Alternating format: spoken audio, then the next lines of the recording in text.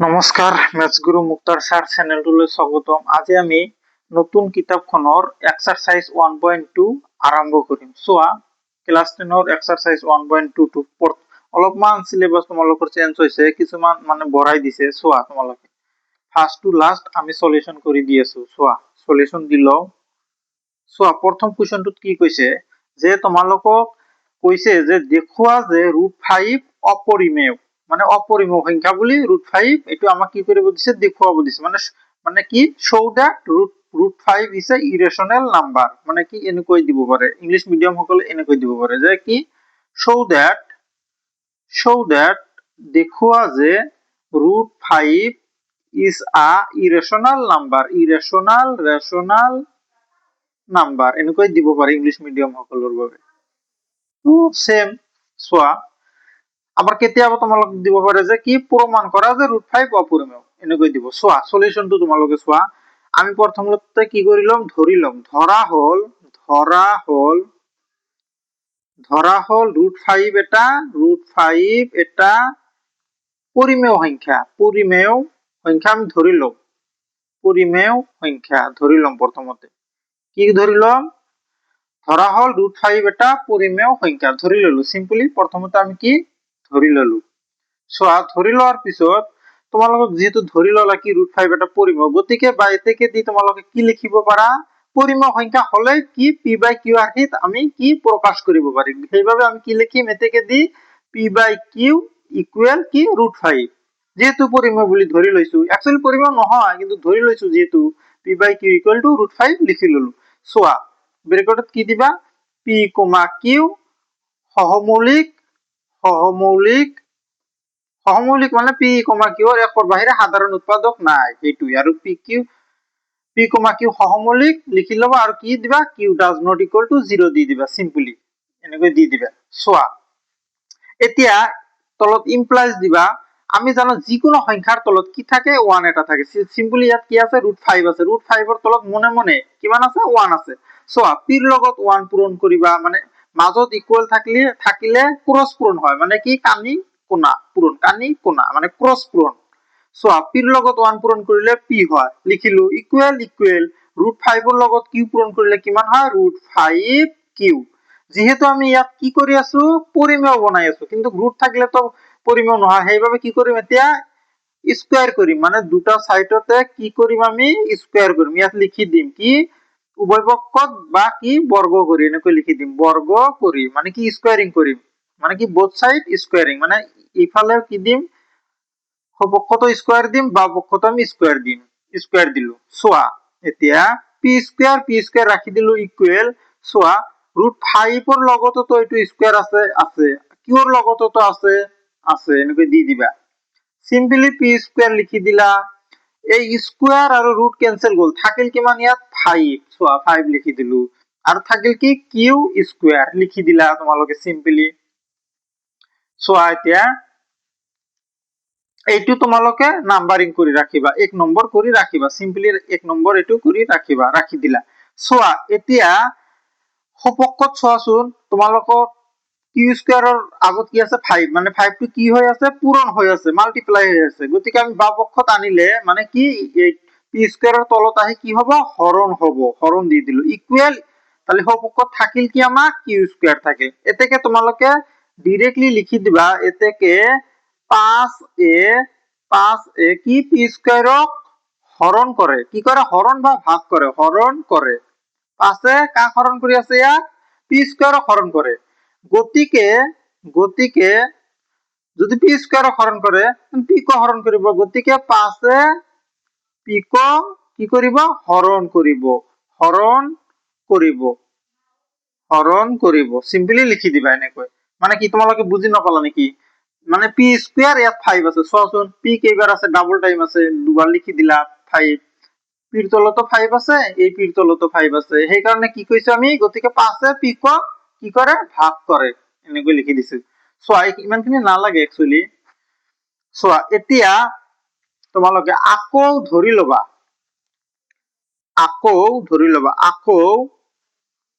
ধৰা হল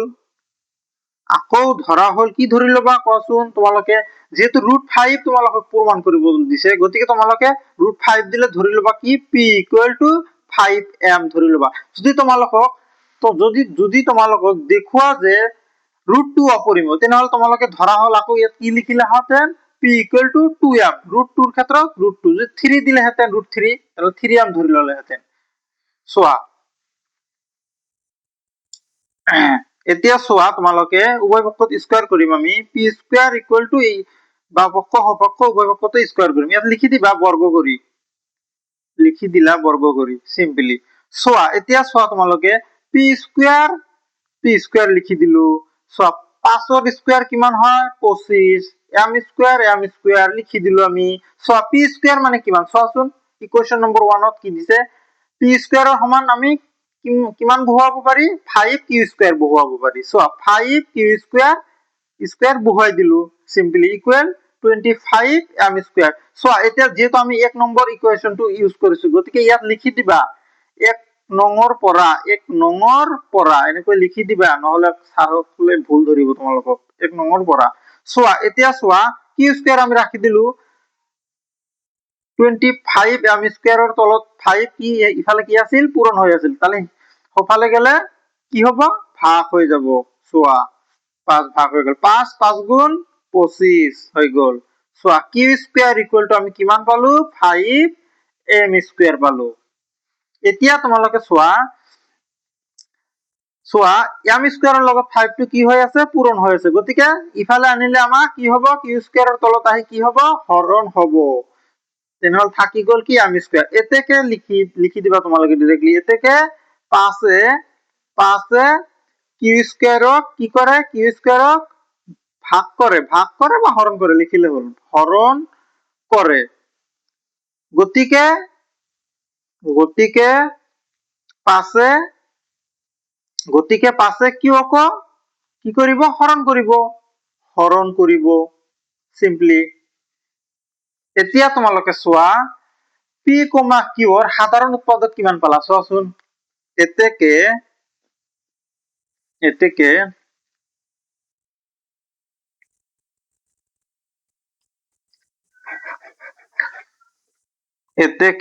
সোৱা p, q ৰ সাধাৰণ উৎপাদক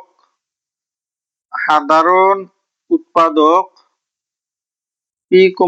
ৰ সাধাৰণ উৎপাদক কিমান পালা 5 পালা ইয়াতে 5 পালা ইয়াতে 5 পালা মানে কমন ফ্যাক্টৰ কিমান পালা 5 p, q ৰ সাধাৰণ উৎপাদক 5 পালা উৎপাদক 5 কিন্তু যেটো অসম্ভৱ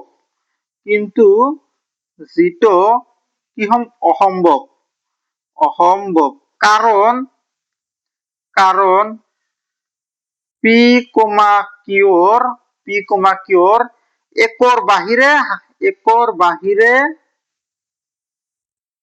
একৰ বাহিৰে কোনো সাধাৰণ উৎপাদক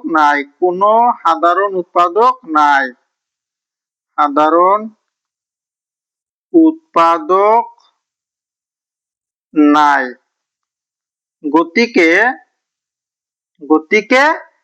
কি প্ৰমাণ কৰিবলৈ দিছে √5 এটা পৰিমেয় সংখ্যা নহয়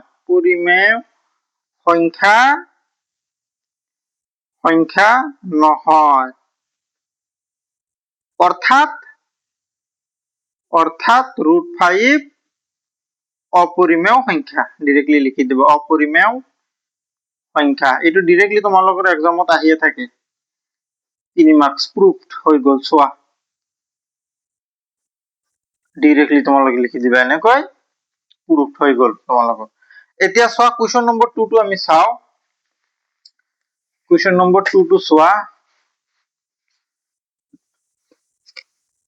কোৱেশ্চন নম্বৰ 2 টো কি দিছে আমাক 2 টো দিছে যে দেখুৱা যে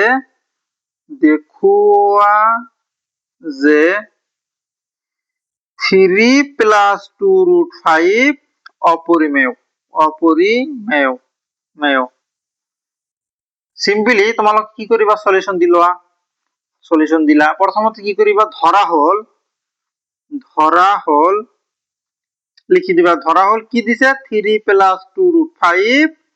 পৰিমেয় সংখ্যা ধৰি লবা প্ৰথমতে পৰিমেয় সংখ্যা ধৰি ললা যেহেতু পৰিমেয় সংখ্যা ধৰি ললা পরিমেয় সংখ্যা ধরার লগে লগে তোমালোকে এতেকে ডাইরেক্টলি কি লিখিব লাগিব p বাই q পরিমেয় মানে কি p বাই q আর হিত প্রকাশ কৰিব পাৰি p বাই q কাৰ সমান হৈ গল 3 প্লাস 2√5 সোয়া এনেকুৱা যদি কোৱেশ্চন থাকে তোমালোকৰ কি কৰা মানে কি √5 মানে কি সেপাৰেট কৰিবা √5 সেপাৰেট কৰিবা আৰু কেইটামান শিকাই দি আছে তোমালোকক সোয়া এনেকৈ দিলা দিয়াৰ পিছত কি লিখিবা p, q সহমৌলিক q does not equal to 0 এনেকৈ লিখি দিলা মানে এনেকুৱা থাকিলে কি আমি কি কৰিম সিম্পলি √5 যেনে তেনে হওক কি কৰিম সেপাৰেট কৰিম সোয়া p বাই q আছে সোয়া ইফালে প্লাস হৈ আছে 3 তেনেহলে ইফালে আনিলে মানে সপক্ষত আনিলে লেফট সাইডত আনিলে 3 কি হ'ব মাইনাস হ'ব সোয়া রাইট সাইডত আমি ৰৈ গেল কি 2√5 ৰৈ গল সোয়া এতিয়া সোয়া 3 ৰ তলত কি থাকে 1 থাকে সোয়া q আৰু 1 ৰ লসাগু এলসিয়াম লম q এ হ'ব q ৰ মাজত এবাৰ যায় গতিকে p হ'ব মাইনাস 1 q ৰ মাজত q বাৰ যাব গতিকে 3 আছে আৰু কি q বাৰ যাব যে কি q দি দিলু ইকুয়ালি রাইট সাইডত কি থাকিল 2√5 থাকিল লিখি দিলা সিম্পলি সোয়া আমাক কি প্ৰথমতে তোমালোকে কইলৈছো কি সেপাৰেট কৰ ৰুট থকা বস্তুটো আমাক কি সেপাৰেট কৰিব লাগে মানে কি ৰুট কি আছে √5 আছে সেপাৰেট কৰিম সোয়া p - 3q / q সোয়া ৰাইট সাইডত √5 ৰ লগত 2 টো কি হৈ আছে মাল্টিপ্লাই পূৰণ হৈ আছে সোয়া তেনেহলে লেফট সাইডত আনিলে কি হ'ব হৰণ হ'ব সোয়া ইয়াত আমি কি 2 টো আনি হৰণ দি দিলু p - 3q ৰ তলত আনি হৰণ দি দিলু তেনেহলে রাইট সাইডত আমাক থাকিল কি √5 সোয়া √5 কি হৈ গল সেপাৰেট হৈ গল সোয়া সেপাৰেট হৈ গল মানে কি খেল খতম এতিয়া তোমালোকে কি কৰিবা সোয়া এতেকে p, q অখণ্ড সংখ্যা এনেকৈ লিখিবা অখণ্ড সংখ্যা p, q অখণ্ড সংখ্যা p, q অখণ্ড সংখ্যা গতিকে এইটো বস্তু লবা তোমালোকে কি দিছে এইটো p - 3q / 2q এটা পরিমেয় সংখ্যা এনেকৈ লিখি দিবা পরিমেয় সংখ্যা লিখি দিলা এতেকে √5 এটা কি সংখ্যা পরিমেয় সংখ্যা এনেকৈ লিখি দিবা পরিমেয় সংখ্যা সোয়া এতিয়া সোয়া কিন্তু যেটো অসম্ভৱ বা অসম্ভৱ কিহৰ কাৰণে কোৱাচোন কিন্তু যেটো অসম্ভৱ কাৰণ অলপ আগতে আমি √5 কি প্ৰমাণ কৰিলো অপৰিমেয় কিন্তু যেটো অসম্ভৱ কাৰণটো কি √5 এটা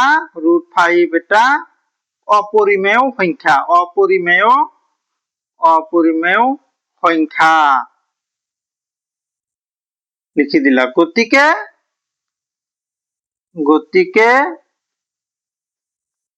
3 প্লাস 2√5 অপরিমেয় সংখ্যা সিম্পলি প্রুফটো তোমালোকৰ হৈ গল এনেকুৱা হল আৰু সহজ হয় ইজি হয় প্ৰুফড সোয়া এতিয়া তোমালোকৰ কোৱেশ্চন নম্বৰ 3 টো সোয়া 3 টো আৰু উঠাই লও 3 কি দেখুৱা যে তলৰ সংখ্যাবোৰ অপৰিমেয় দেখুৱা যে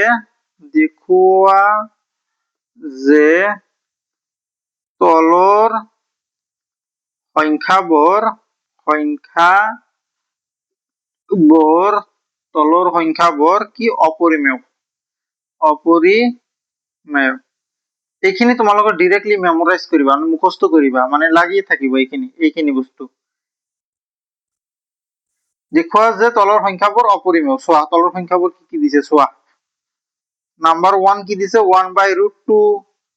নাম্বার 2 তোমালোকক কি দিছে 7√5 নাম্বার 3 দিছে কি 6 প্লাস √2 সোয়া এটা যেহেতু কৰিছা মানে কি কনসেপ্টটো কি √5 টো মানে যেটো ৰুট থাকে এটো কি সেপাৰেট কৰা সোয়া কোৱেশ্চন নম্বৰ 1 টো আমি সলিউশন কৰো সোয়া 1 ৰ সলিউশনটো প্ৰথমতে কি কৰিম ধৰা হল লিখিলম ধৰা হল 1/√2 এটা পৰিমেয় সংখ্যা ধৰি ললো সোয়া সিম্পলি ধৰি ললো আমি পৰিমেয় সংখ্যা যেহেতু পৰিমেয় সংখ্যা ধৰি ললো, পৰিমেয় সংখ্যা হলে এতেকে ডিৰেক্টলি আমি কি লিখিব পাৰি, পৰিমেয় মানে তোমালোকে মনত ৰাখিব লাগিব p/q, p/q আৰ যাক প্ৰকাশ কৰিব পাৰি সেইটোই পৰিমেয় সংখ্যা। p/q লিখি দিলো, কাৰ সমান হ'ব এতিয়া 1/√2। আমি জানো কি এতিয়া যে কি যিটো ৰুট থকা বস্তু সেইটো কি সেপাৰেট কৰিব লাগে। চোৱা এতিয়া তেনেহলে আমি ওলটাই দিও, q ওপৰত গল p তলত আহিল, √2 ওপৰত গল 1 তো তলত দিব নালাগে, এটো উজ্জ থাকে, গতিকে সেপারেট হৈ গল না নগল, হৈ গল। চোৱা এতিয়া চোৱা ডিরেক্টলি এতিয়া তোমালোকে লিখি দিবা, ইয়াত অলপমান বস্তু লিখি দিবা, p, q সহমৌলিক, সহমৌলিক এনেকৈ লিখি দিবা, এই কনসেপ্ট খিনি লিখি দিবা। আৰু q does not equal two 0 এনেকৈ কনসেপ্ট খিনি লিখি দিবা, নহলে মার্ক এটা কাটি দিব। আকৌ মার্কে থাকে 3, যদি 1 কাটি দিয়ে পাবা 2, কষ্ট কৰি কি হল। চোৱা এতেকে p, q এই সেম, এইটোৰ নিচিনা সেম কৈ লিখিম। চোৱা p, q অখণ্ড সংখ্যা, p, q অখণ্ড সংখ্যা,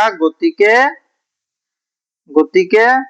এইটো q/p ইয়াত লিখিছিলো যেনেকৈ এইটো, এবাৰ আছে কি আমাৰ q/p, গতিকে q/p এটা পরিমেয় সংখ্যা, পরিমেয় সংখ্যা লিখি দিলা, পরিমেয় সংখ্যা। এতেকে √2 এটা, √2 এটা কি সংখ্যা, পরিমেয় সংখ্যা, পরিমেয় সংখ্যা। কিন্তু যেটো অসম্ভব, কিন্তু যেটো অসম্ভব, কারণটো কি কচোন, √2 এটা কি, কারণ √2 এটা অপরিমেয় সংখ্যা, অপরিমেয় সংখ্যা। গতিকে ডিরেক্টলি লিখি দিবা, গতিকে কি প্রমাণ কৰিব দিছিল আমাক 1/√2, গতিকে 1/√2 অপৰিমেয় সংখ্যা, এনেকৈ ডিৰেক্টলি লিখি দিলা, প্ৰুফ হৈ গল তোমালোকৰ। চোৱা এতিয়া তোমালোকৰ কুৱেশ্যন নম্বৰ 2 টো চোৱা, 2 টো আৰু ইজি, 2 টো কি দিছে আমাক 7√5 দিছে। চোৱা 7√5 দিছে আমাক, চোৱা 2 টোত চোৱা কি দিছে আমাক, ধৰা হল লিখি দিলো, ধরা হল কি দিছে আমাক 7√5 এটা কি ধরিলাম, পরিমেয় সংখ্যা ধরিলাম, পরিমেয় সংখ্যা ধরি ললো। যেহেতু পরিমেয় সংখ্যা ধরি ললো, তাহলে ডিরেক্টলি এতে কি দিব পারি আমি কোন, এতে ডিরেক্টলি কি p/q ইকুয়াল টু সংখ্যাটো লিখি দিব পারি 7/√5। চোৱা ইয়াত লিখি দিবা p, q সহমৌলিক, আৰু কি q does not equal to, সহমৌলিক মানে কি p, q এর একৰ বাহিৰে সাধাৰণ উৎপাদক নাই, সেইটোই সহমৌলিক। চোৱা এতিয়া কি √5 আমাক কি কৰিব লাগে, সেপাৰেট কৰিব লাগে। চোৱা p/q পূৰণ হৈ আছে 7, তাহলে লেফট সাইডত আহিলে হৰণ হ'ব এনেকৈ, √5 সেপারেট হৈ গল। সো এতেকে ডিরেক্টলি লিখি দিবা, এতেকে p, q অখণ্ড সংখ্যা, গতিকে এইটো বস্তু p/7q এটা পরিমেয় সংখ্যা,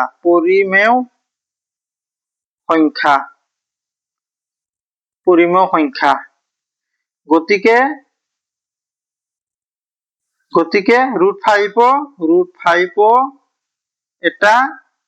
√5 এটা পরিমেয়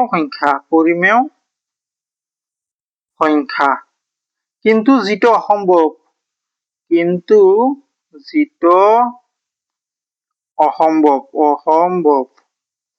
কারণটি কি কোৱাচোন, কাৰণ √5 এটা অপৰিমেয় সংখ্যা, কাৰণ √5 এটা অপৰিমেয় সংখ্যা। গতিকে কি ডিৰেক্টলি লিখিব পাৰা, গতিকে যেটো প্ৰমাণ কৰিব দিছে, কি প্ৰমাণ কৰিব, 7√5, গতিকে 7√5 এটা অপৰিমেয় সংখ্যা, সংখ্যা চোৱা প্ৰুফ হৈ গল ইজিলি প্ৰুফড এনেকৈ দি দিবা চোৱা আৰু কি দিছে আমাক 3 নম্বৰটো কি দিছে চোৱাচোন 3 নম্বৰটো আমাক দিছে কি 6 প্লাস √2 এটা দিছে কি 6 প্লাস √2 এটা তোমালোকে চাই লোৱা ভালদৰে 3 নম্বৰটো দিছে আমাক কি 6 প্লাস √2 চোৱা 3 নম্বৰটো চোৱা 3 নম্বৰটো চোৱা কি দিছে 6 প্লাস √2 এটো দিছে প্রথমত আমি ধরিলাম ধরা হল লেট দিলেও হবে ধরা হল দিলেও কি ধরিলাম 6 প্লাস √2 এটা পরিমেয় সংখ্যা ধরি ললো পরিমেয় সংখ্যা এনেকৈ ধৰি ললো চোৱা পৰিমেয় সংখ্যা ধৰি লোৱাৰ লগে লগে আমি কি এ থেকে দি কি লিখিম কোৱাচোন এ থেকে দি আমি লিখিম ডাইৰেক্টলি লিখি দিম p by q equal to সংখ্যাটো 6 প্লাস কি √2 চোৱা ইয়াত লিখি দিবা p, q সহমৌলিক p, q সহমৌলিক আৰু কি q does not equal to 0 লিখি দিলা চোৱা এতিয়া আমি কি কামটো কি সেপাৰেট কৰা √2 কি সেপাৰেট কৰিম চোৱা 6 প্লাস হৈ আছে লেফট সাইডত আনিলে কি হ'ব মাইনাস হ'ব এন্ড রাইট সাইডত থাকি গল কি √2 অলসো √2 থাকি গল চোৱা 6 এৰ তলত মনে মনে কি থাকে 1 থাকে চোৱা q আৰু 1 এৰ এলসিএম বা লসাগু কিমান q চোৱা q এৰ ভিতৰত একবাৰ যায় গতিকে ডাইৰেক্টলি p লিখিম মাইনাস a q এৰ ভিতৰত q বাৰ যাব আৰু ওপৰত আছে কি 6 গতিকে 6 লিখি দিলু চোৱা এ থেকে দি ডাইরেক্টলি লিখি দেবা এ থেকে p, q অখণ্ড সংখ্যা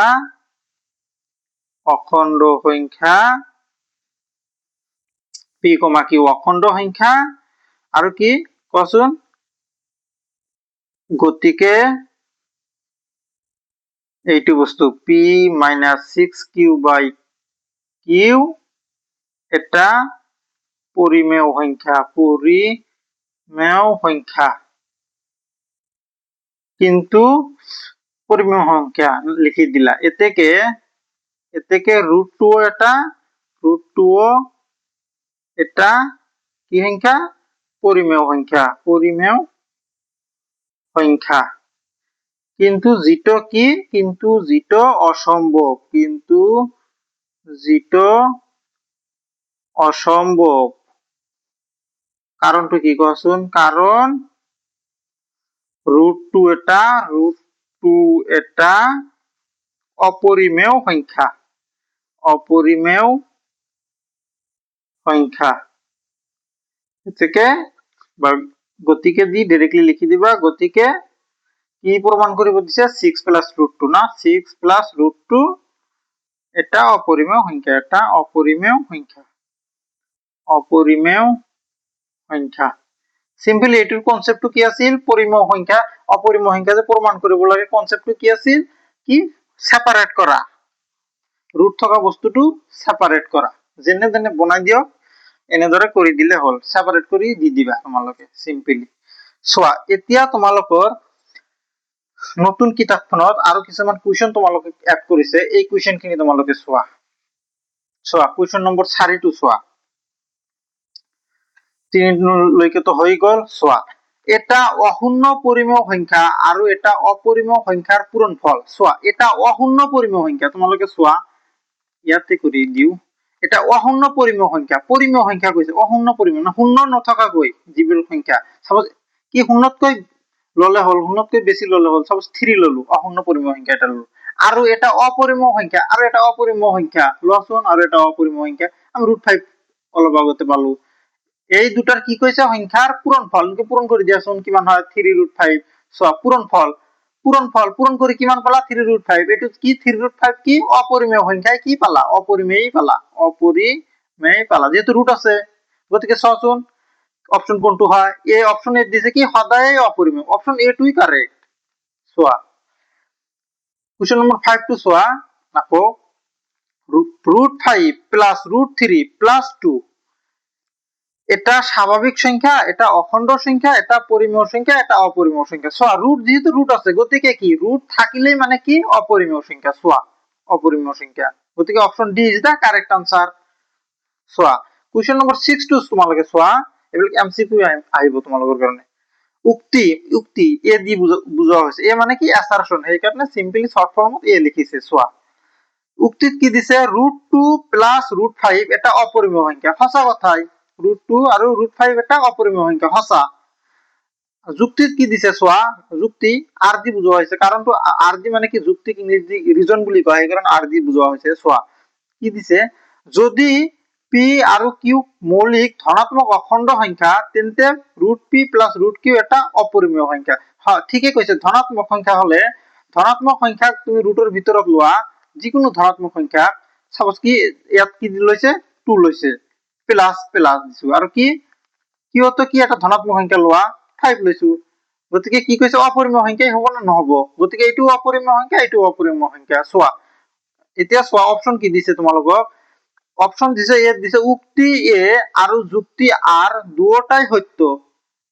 সঁচা কথাই দুয়োটাই সত্য, আৰু যুক্তি আৰ উক্তি এৰ শুদ্ধ ব্যাখ্যা। চোৱা অপশন এটোই কি তোমালোকৰ কাৰণে কাৰেক্ট হৈ গল। চোৱা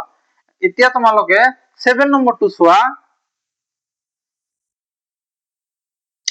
7 নম্বৰটো তোমালোকে চোৱা, 7 নম্বৰটো কি দিছে চোৱা, উক্তি এ √a এটা অপরিমেয় সংখ্যা যেতিয়া এ এটা মৌলিক সংখ্যা হয়, মৌলিক সংখ্যা, মৌলিক সংখ্যা কোনবোৰ চোৱাচোন, মৌলিক সংখ্যা হল আমাৰ কি 1 3, আৰু কি কচোন মৌলিক সংখ্যা 1 3 2 এটা মৌলিক সংখ্যা হয় একচুয়ালি, হা 2 3 5 এইবিলাক অযুগ্মৰ ভিতৰতে পৰে পৰাই মৌলিক সংখ্যা। এবাৰ কি মৌলিক সংখ্যা চোৱা 2 3 5 2 3 5 এবাৰ কি মৌলিক সংখ্যা, কি কৈছে চোৱাচোন √a এটা অপৰিমেয় সংখ্যা, অপৰিমেয় সংখ্যা তেতিয়াই কব এ এটা মৌলিক সংখ্যা। চোৱাচোন ৰুটৰ ভিতৰত মৌলিক সংখ্যা এটা চোৱাচোন লৈ 2 ললো বা √3 লোৱা, অপরিমেয় হয় না নহয়, গতিকে এটো কি সঁচা, উক্তিটো কি সঁচা। চোৱা যুক্তিত কি দিছে আকৌ, যুক্তিত ৰিজনটোত কি দিছে, যিকোনো মৌলিক সংখ্যাৰ বৰ্গমূল এটা অপৰিমেয় সংখ্যা হয়। চোৱা যিকোনো মৌলিক সংখ্যা, চোৱা মৌলিক সংখ্যা আমি সাপোজ 3 3 কি কৈছে আমাক বৰ্গমূল লব কৈছে, মানে 3 ৰুটৰ ভিতৰত লব কৈছে। চোৱা মানে কি 3 ৰুটৰ ভিতৰত ললো, লোৱাৰ পিছত কি পালো অপৰিমেয় সংখ্যা পালো না নহয়, পালো। যদি √5 যদি বৰ্গৰ ভিতৰত লও চোৱাচোন অপৰিমেয় হয়, গতিকে দুটাই কি সঁচা মানে সত্য। চোৱা অপশন কোনটো কাৰেক্ট হয় চোৱাচোন, অপশন এ দিছে উক্তি এ আৰু যুক্তি আৰ দুয়োটাই সত্য, আৰু যুক্তি আৰ উক্তি এৰ শুদ্ধ ব্যাখ্যা সঁচা। অপশন এটোই কি হল কাৰেক্ট হল। চোৱা কাৰেক্ট দি দিলা। চোৱা এতিয়া 8 নম্বৰটো তোমালোকে চোৱা, 8 নম্বৰটোত কি কৈছে চোৱা, √2 √3 √5 √6 √7 √8 √10 আটাইবোৰ অপৰিমেয় হলে তলৰ কোনটো জোৰ সদৃশ অপৰিমেয়, গোটেইকেইটা অপৰিমেয় কিন্তু সদৃশ কোনটো চোৱাচোন, √3 আৰু √2 সদৃশ হয় নহয়, নহয় চোৱাচোন √3 তো ভাঙিব নোৱাৰো, ডাইৰেক্টলি লিখিব লাগিব, 6 ক ভাঙিব পাৰা না 2 3 কাম নহব ভাঙি, এইটো চোৱাচোন b2 চোৱাচোন √8 ক ভাঙাচোন, 2 4 গুণ 8 2 2 গুণ 4, চোৱাচোন কেইটা পালা 2 পালা, কেইটা 3টা পালা, মানে কি এনেকৈ পালা √8 টো এনেকৈ পালা, 2 পালা কেইটা এনেকৈ, চোৱাচোন 2 স্কয়াৰ আৰু 2 2টো ওলাই আহিব আৰু ভিতৰত থাকিব, চোন 10 কো ভাঙিব পাৰা না 10 আকো নহয়। চোৱা তেনেহলে c2 চোৱাচোন, c2 কি দিছে √2, c2 কি দিছে এটা √2 আৰু কি দিছে √8, চোৱা এটা √2 এটো ভাঙিব নোৱাৰো, এটা ডাইৰেক্টলি √2 থাকিব। চোৱা √8 ক ভাঙি চাওচোন, √8 ক চোৱা 2 4 গুণ 8 2 2 গুণ 4, চোৱাচোন কিমান পালা, ৰুটৰ ভিতৰত পালা কিমান 2 কেইটা পালা 3টা পালা। চোৱা এটা √2 নুমাই আনিলো, চোৱাচোন স্কয়াৰ হিসাবত লিখিলো, এটা ৰুট থাকিল। চোৱা √2 আৰু কি এইটো তো ওলাই আহিব, স্কয়াৰ ৰুট ক্যান্সেল যাব, কিন্তু এইটো √2 ওলাই আহিব নোৱাৰে, গতিকে চোৱা এইটোই সদৃশ হল √2 আৰু 2 √2। চোৱা এইটো মানে কি √2 এটা, √8 মানে কিমান 2 √2 এইটো, গতিকে এইটোই অপশন সি টো তোমালোকে কি পালা কারেক্ট পালা। চোৱা থ্যাংক ইউ।